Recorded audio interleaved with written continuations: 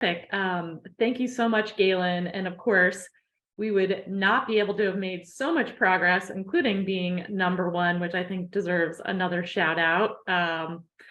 And it wouldn't be possible without having really amazing partners on Beacon Hill. So we're going to go into our legislative panel, and you're going to get to hear from some of those rock stars. But first, we're going to be hearing from Senator DiDomenico, who was a champion of an act relative to electric bicycles, and unfortunately is unable to join us this evening. So we are going to be playing a short video from him.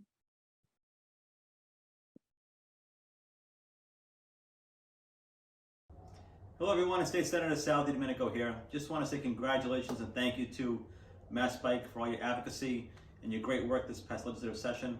We had great success with the e-bike legislation led by all of you, and we all know how important riding bicycles are for environmental impacts, exercising, getting people out and about, and making sure our families have a way to transport their children as well. Thank you very much for all your work. Looking forward to see all of you soon. Hello everyone, it's State. Okay, terrific. Thank you so much, Senator DiDomenico. Sorry that you can't join us. And now it's my great pleasure to introduce two of our legislative bike champions, Representative Dylan Fernandes and Representative Natalie Blais, who Galen and I saw the pleasure of seeing last night in real life at an announcement of a creation of a new Office of Outdoor Recreation. So thanks for your leadership on that, Representative Blais as well. And she's got her bike pin. All right. Oh, it looks like you're muted too, Natalie. I'll get her. I'll get him. Okay. All right. Oh, Natalie. I'll carry it, Natalie. Dylan happened to see my bike pin, and I mentioned that Galen had a bag of bikes that he was willing to share with all of us. So thanks, Galen, for sharing your love of bikes here in Massachusetts. You're welcome. These 70-cent pins go so far on Beacon Hill. They really do. Absolutely. Yes. Terrific. Well, thank you so much, Rep. Fernandes and Rep. Blais, for joining us tonight. And our first question is an easy one. So we'd love for you to share how do you share bike joy? Dylan, what do you got? Okay, sure. Yeah, well, I mean, look, I love biking. And I am really fortunate to live about a 2 to 5 minute bike ride from the Shining Sea bike path in Falmouth, which is, if you haven't been on it, it's my personal opinion, it's the nicest bike path in Massachusetts. I'm sure people on this call watch out conflicting would throw a red flag on that, but it is the #1 thing to do on TripAdvisor for the entire for all of Cape Cod, and that's because it just stretches this incredible rail trail for many miles right along the ocean. It's stunningly beautiful. I ride it all year long. It's great in the summer to go out for a ride and then jump in the ocean, come back, ride home. And in the winter, it's when it gets dark at 4 o'clock, I like to take 15-20 minutes out of my day and just get to the path. And it really helps with my mental health and like a really dark winter here too. So that's my personal bike joy. I love it. And I want it to be shared with as many people as possible. Awesome. Thank you so much. Representative Blais, your bike joy. Not falling off the bike. That is a big bike joy for me. I happen to live along a scenic byway here in Western Massachusetts. And I have to say that my biggest bike joy is seeing all of the bikers who drive bike by my house. And being able to assist with flats. Having a garage with a bike pump is a helpful thing to have out here, but I'll never forget it. Somebody did get a flat right outside of my house, and we were able to come out, my entire family was able to come out with a bike pump and be able to share a conversation about where these people were from.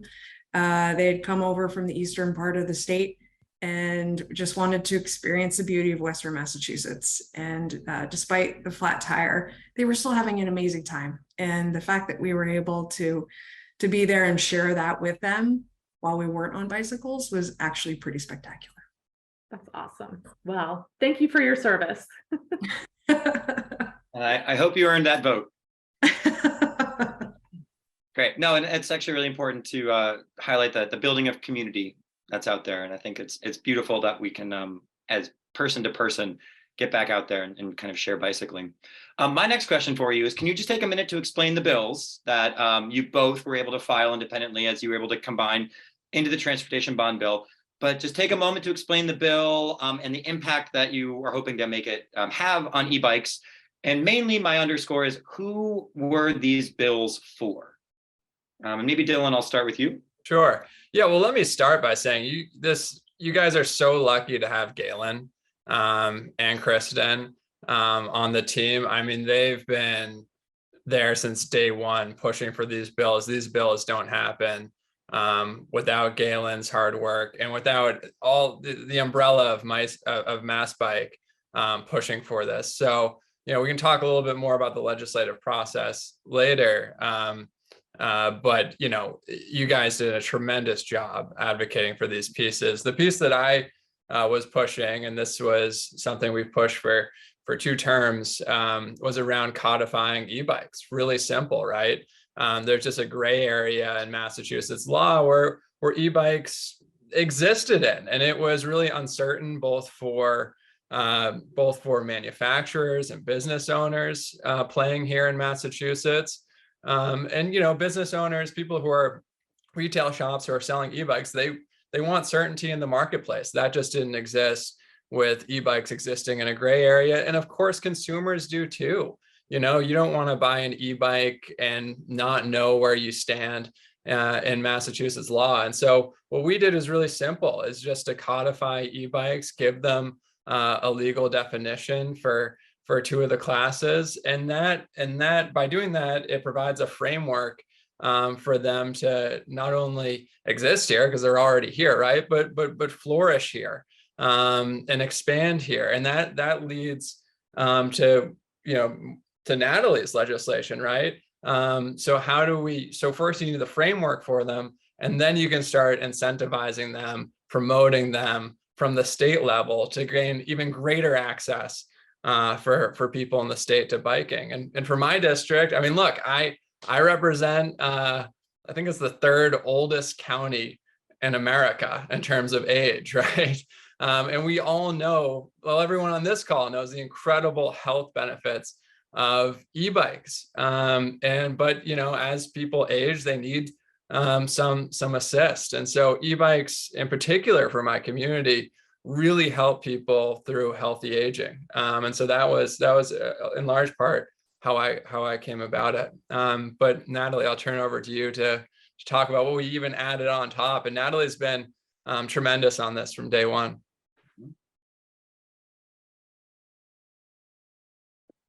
Oh, I think you moved. Oh no. Are you muted, Natalie? Okay. Okay, here, I had muted myself because my dogs were barking, and you can't unmute yourself again. So Dylan, thank you, because it's been tremendous to work with you on this, and yours was really the first most important piece. The classification of e-bikes was so important in terms of people knowing what's out there and what they're buying and how we're regulating that. So it was great to build off of your success, and certainly the partnership of everyone here today. What my legislation did was offer an e-bike incentive. We know based on surveys that there is tremendous appetite for e-bikes here in Massachusetts. And this legislation establishes a state rebate program to offset the cost of e-bikes with a $500 rebate to consumers and a $750 rebate for low-income consumers. And we couldn't have done this without all of you, is really the bottom line, because we know that e-bikes do a lot of different things. As Dylan was just talking about, as we're talking about climate change, getting heavy vehicles off of the roadways is so important, in reducing those carbon emissions.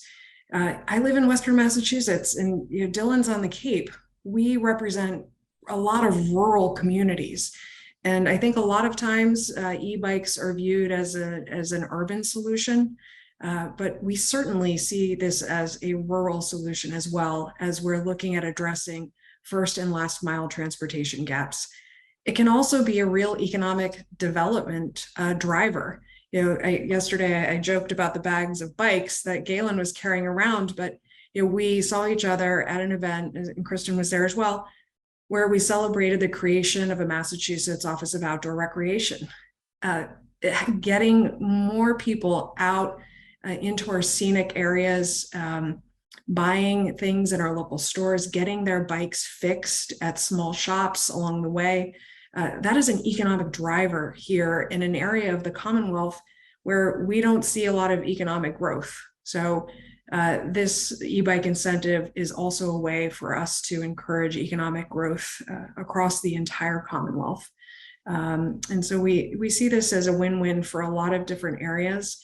And again, I just want to thank you for your partnership, because this really was a tremendous win in a single session. And I am so glad to be here to celebrate with all of you. Thank you both so much. And thinking of my Schoolhouse Rock, how does a bill become a law? Can you all talk about how these bills came about? Were you inspired by constituents? Did you recognize, seeing a problem? I know, Natalie, it's pretty hilly here in Western Mass too, so you guys are pretty helpful for that, especially, someone was talking about their first trip up Greylock, although I'm sure they didn't use an e-bike. But can you all talk about what inspired you to work on this legislation? And you want to go first, Natalie, or Dylan, either one? Natalie, why don't you go? Yeah.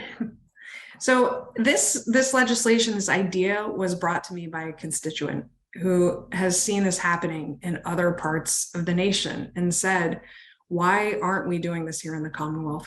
We've seen such success with electric vehicles. Why are we not also incentivizing the use of e-bikes? So through his great partnership and multiple briefing documents, he provided me with the tools to work with advocacy organizations to introduce legislation to make this possible. And we've talked a little bit about the legislative process tonight so far, but getting a bill passed in the first session that it's introduced is really something to be celebrated. And you all should take tremendous pride in the fact that we introduced this.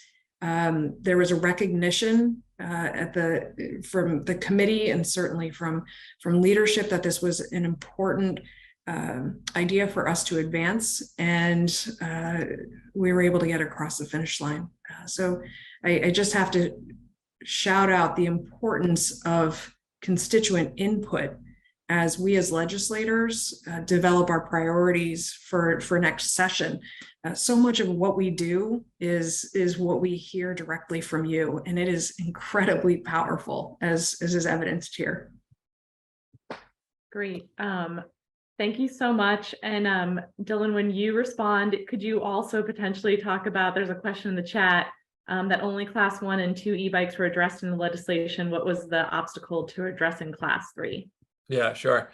So, I came about this, well, one, I've always been a fan of e-bikes, but Rep Hecht, the former rep from Watertown, and Galen approached me about co-filing this the previous session. And it was a no-brainer for me, given my district, given my love for biking. And then we followed, it didn't pass that session. Then we followed up this next session, followed again with Rep Steve Owens from Watertown, who was a terrific advocate as well. I want to give him a shout out. And it was his first term.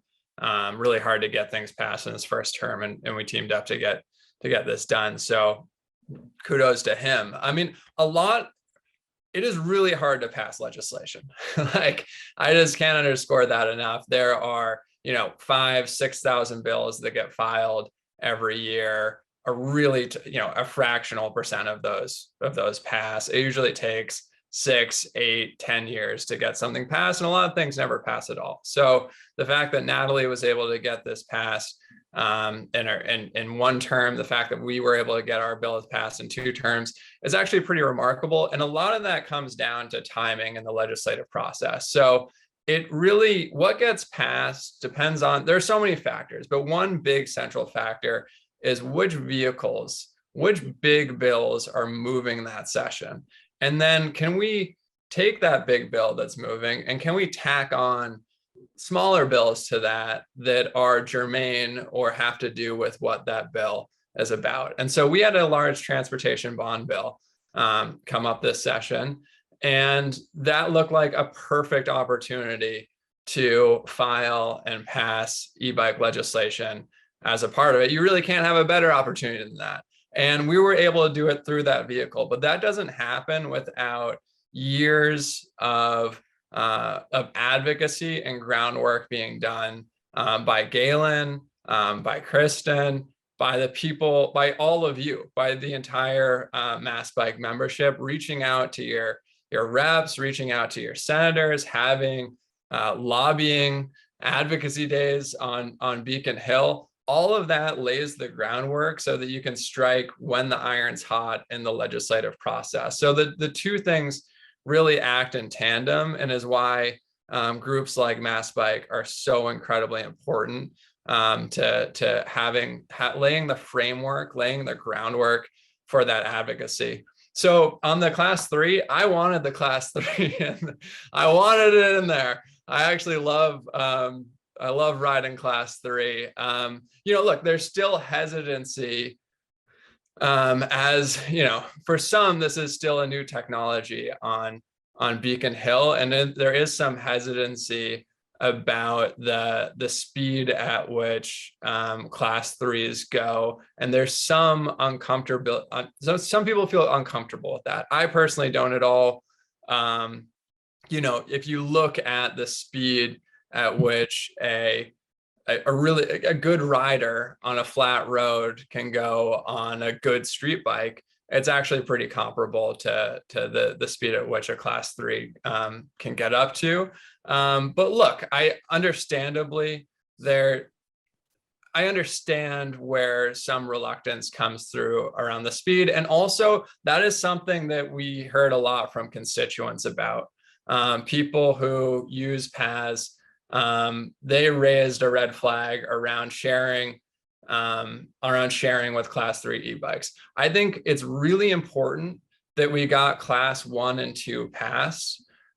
So for a couple of reasons. One, so we can pass things like Natalie's bill to get money and incentives for people to get e-bikes. And then that makes people more comfortable with them. Like once we break down those barriers, and now that we've codified 1 and 2, that makes people more comfortable with e-bikes. And I think that lays the further groundwork for class 3 in the future. And at least that's my hope. So I think it's a really strong gateway, but hopefully we'll see. But I'm hoping in the future we'll tack on class 3 as well.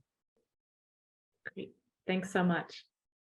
Awesome. Yeah, I couldn't concur with you more, Dylan. I mean, we worked really hard to get 1 and 2, and I think that's the big success. And there's a comment in the chat from Carlos who's basically asking about how e-bikes might be able to be attributed for as a vehicle status for folks with disabilities in order to incorporate them under their limit.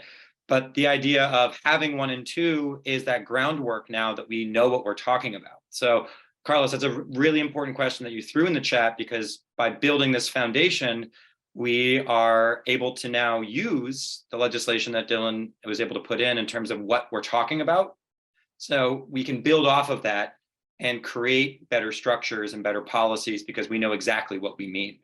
And I think that is super important. And I'm grateful to Rep Fernandes and Rep Owens and Senator DiDomenico for going to the mat for this, because I know that there was some controversy as well. And when we started this 4 years ago, we did not have the momentum that we have right now. So I think we created that momentum. I think my last question for you, and I'm so grateful to have you here. Thank you so much for your time and all your energies. And it's great to learn about how that sausage is made and the machinations of the State House. What should we look forward to in the 193rd session? So where are you excited to go with this in 2023 and beyond? And maybe Natalie, I'll throw it to you, and then I'll round out with Dylan. Well, I was planning on introducing on the House side the outdoor recreation, which would have certainly supported these efforts, but we could check that one off the list, at least for now. The advocacy never ends. We need your voices at the table, and the e-bike rebates are certainly something that we will need to continue to work on. We're continuing to press the Baker-Polito administration to see if we might be able to get the e-bike rebates going before the end of the year, but that's a really heavy lift, considering all of the things that they are working on as they transition out to the Healy-Driscoll administration. So, early next year, we will be working with the new administration on how to define this new program. And there will be a formal process through the CIP process, the Capital Improvement Plan process, to allow individuals to give their voice to how this program that we've defined in legislation should be rolled out. And there have been a lot of questions. Should this program be retroactive? Can bikes be retrofitted? There have been a number of questions that have been retroactive e-bike rebate. There we go. There have been a number of questions that have been raised to me individually, and I know to MassBike, that we need to consider as the program is rolled out. So we'll need your voices going forward, and I can't emphasize enough, as I did when we talked about the idea for this legislation, how important it is for us to hear from you, because it's you that make these programs and this legislation successful. So I know, please stay tuned in to incredible organizations like MassBike that will help you to identify the ways that you can key in to these processes. And I am so grateful for the partnership of MassBike and all of you in not only what we've accomplished so far, but what we have to do still. Yeah, I think that's really well said by Natalie. I could, agree with everything. You telling me what's up for next session, we'll file it. But look, we're at a really unprecedented moment in state history right now around federal funding, right? So we have, like, the federal funding that states are receiving is the greatest amount since like the 1940s, right? So this is a really important time to be advocating for how those funds are used. And I would like to see a good chunk of those transportation funds coming from the federal government, those climate funds coming from the federal government. I would like to see a large chunk of those go towards bike paths, go towards lanes on roads, go towards incentivizing e-bikes, incentivizing bike transportation, bike commuting. I mean, this is a really important time to be pushing for those dollars and be pushing for how those dollars are allocated, because we might not see this again for another 100 years, right?